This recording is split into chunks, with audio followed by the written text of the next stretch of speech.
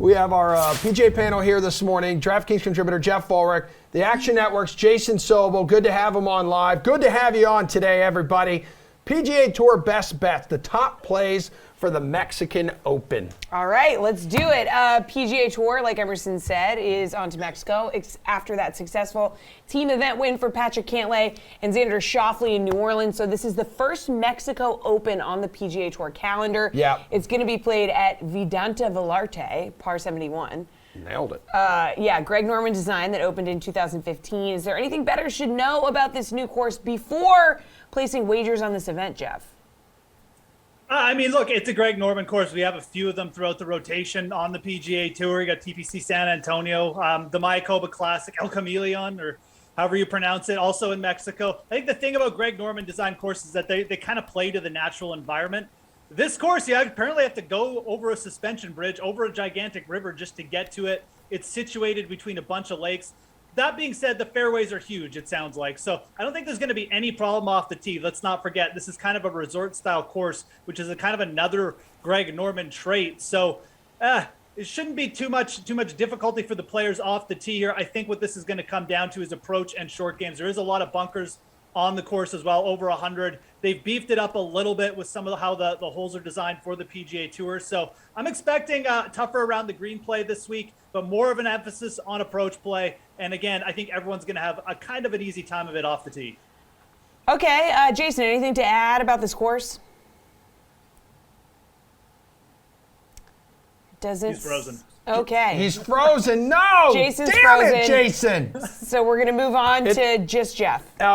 It is unconventional, though, too. Jeff, my favorite sitcom. Just Geoff. Jeff, 4 par 5s and 5 Yes. par 3s. Like, it's very unconventional for par 71, too. Yeah, and actually, this course, now that you've mentioned it, Emerson, I think it traditionally plays as a par 73 with 6 par 5s. So again, it's a very resort-style setup. It reminds me a little bit of Kapalua in Maui, which is another par 73 that has 5 par 5s. We often see the pros come there and just destroy it. I don't think this will play quite as easy because they are downgrading it to a par 71, changing some of those par 5s into par 4s, which of course makes a ton of sense. I think you obviously won't see 30 under par here. But that being said, the par 5s should be very easy for the players, and that's another trait of the Mayakoba Classic as well. Easier par 5s to score on. You always see lower scoring there. So Paspalum greens, which if you don't follow the PGA Tour, you don't generally see Paspalum grass used. It's something that we only see in tropical climates.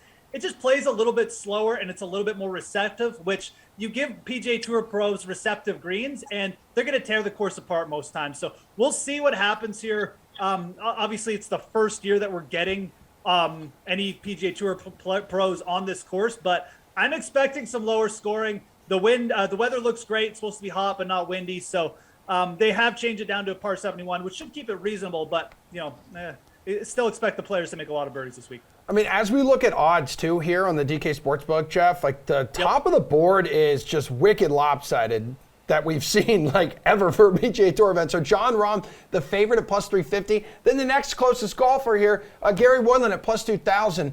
So I know that you said yesterday you were out on Rahm at this price, but what about betting him at like plus 1,400 as a first-round leader? I mean, no thanks. I guess if you really just are up on Jon Rahm, I mean, you can play Jon Rahm in DFS. That's probably the best way you're going to get it and just go over the field if you're really that high into him. But, first-round leader bets they're volatile by nature. Like generally when we're playing first-round leader plays, especially in the betting market, we want a little bit bigger value than we're getting in the outright market because we're just talking about one round. We're not getting a big sample size here.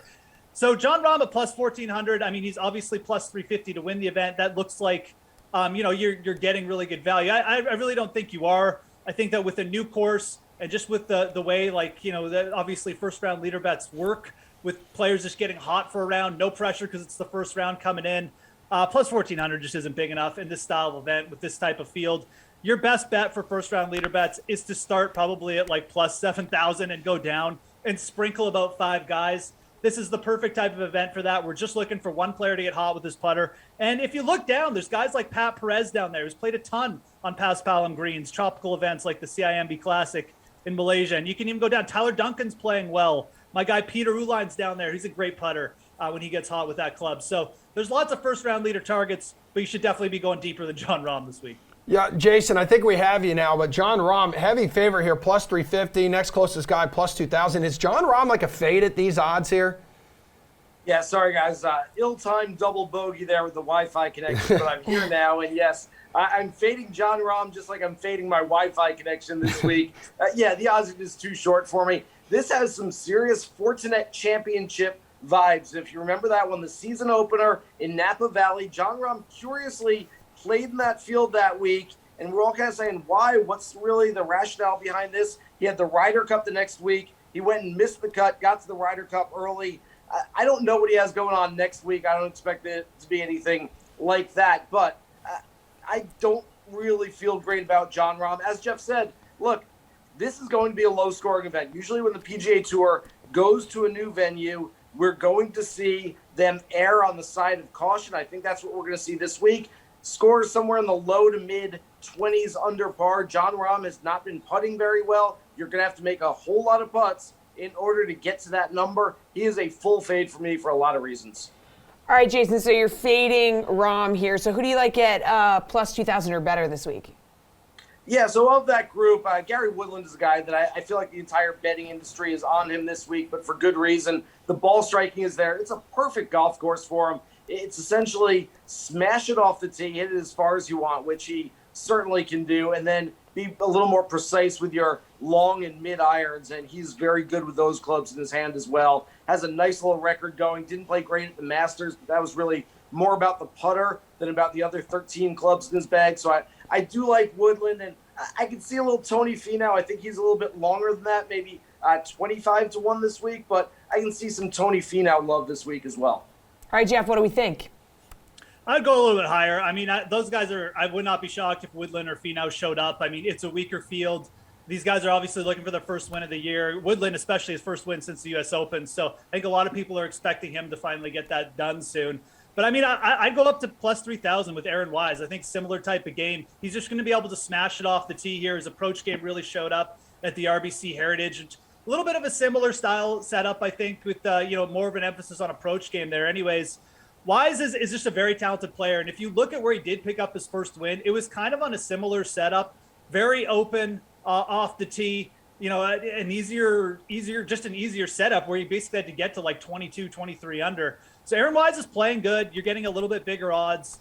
And I just like the recent form. I mainly just like the bigger odds there. But I think Aaron Wise is another player who has shown some pretty good form so far in spurts and looks ready to potentially put together a big week. So, Jason, this feels like a week maybe you want to target a few long shots. Like, do you have any in mind?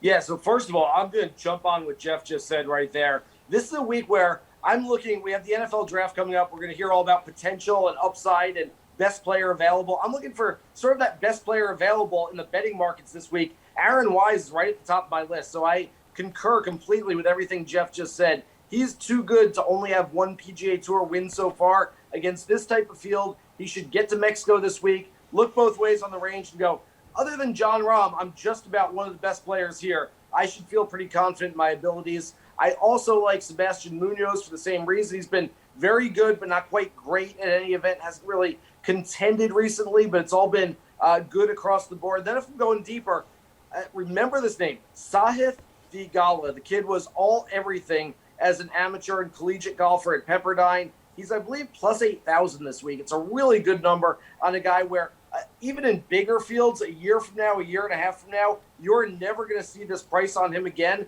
Jump on it while you can. I am more invested in Theegala than anybody else this week. Geoff, how low are you going here for a long shot? I mean, we're pretty low. I mean, we can pretty much go as low as we want this week. This is the great thing about the field this week. You can bet guys, I don't know, like at plus 1,000, just feel like they're good bets because this field is just so ridiculously thin in spots. Another good young player here who, I think eventually will find a win on the PGA Tour and has been in the mix a lot. Wyndham Clark, plus 10,000 for Wyndham Clark in this field is super. I mean, he was in contention. He basically was a putt away from winning the Bermuda Championship.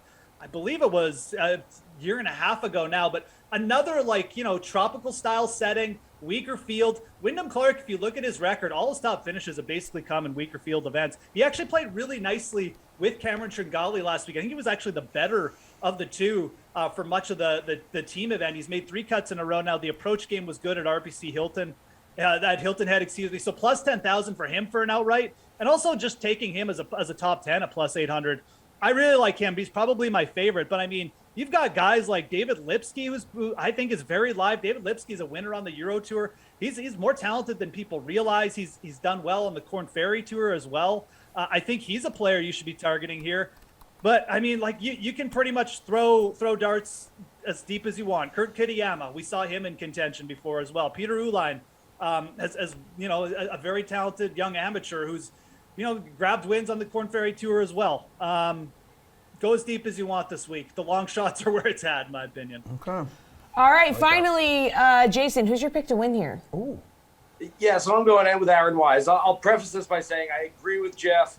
Some other names for you. Austin Smotherman, rookie who's been pretty good lately. Alex Smalley, a really underrated rookie. Kramer Hickok, we saw him in that 8-hole playoff at the Travelers last year. Joseph Bramlett, who should fit this golf course really well. So, yes, you can certainly go deeper with your plays as well. But like I said earlier, Aaron Wise, my favorite play on the board. He's dropped a little bit. He's gotten a little bit shorter, especially after Daniel Berger had a late withdrawal yesterday after the odds came out. So I liked Aaron Wise more at the original number, but still, I just think he's too good to only have one career victory. It's been almost 4 years now since that first win. He's trending in the right direction. Really good player. This should suit his game. I like everything about him this week. Jeff, so do you. You still like your picks from yesterday? It was Aaron Wise and CT Pan.